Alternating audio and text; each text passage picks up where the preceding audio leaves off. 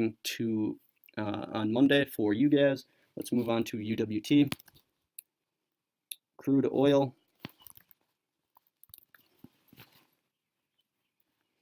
So UWT, what can we notice first of all in the hour chart? We can notice right away that we are in this long-term downtrend channel.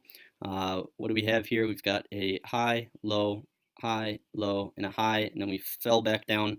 And this was to be expected. I'm in its inverse DWT, and right now I'm liking a lot of the things that I see in DWT. However, let's stick with the UW chart just because I like the long charts.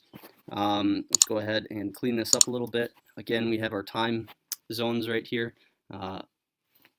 Zoom into the 30-minute chart. Our time zones mark a low, a low, a low, a low, and a high. And our prediction yesterday was that we were going to set an ABC. So we've got an A here set, and it looks like we came up to this previous horizontal resistance line here at about 1730 and stopped for the day. Now that isn't just random that it stopped right there. This is an important resistance zone, and let's see, where did we get these lines from? Let's draw some Fibonacci.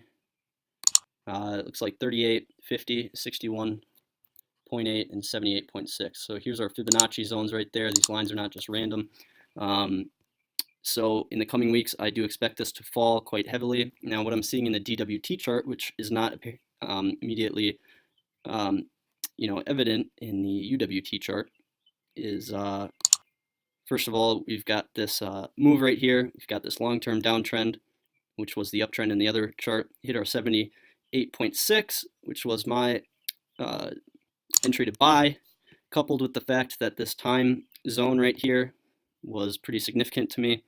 How did I get this? I drew it from a low to a high, and we see that playing out here to a low to a high again, and we've got another one right here. So I think that we can expect some big moves coming up for DWT, but what's more interesting, if we go to a smaller time frame, is, you guessed it, this nice cup and handle that's playing out here. I'm going to show you guys it. So we've got this cup. And let's draw our handle. This was today's trading action, and I thoroughly expect it to go up to here come next week. Let's see, let's make this a little bit tighter. There is no Elliott wave I can really do on this. I mean, I guess there is. I guess we can do it 1, 2, 3, 4, 5.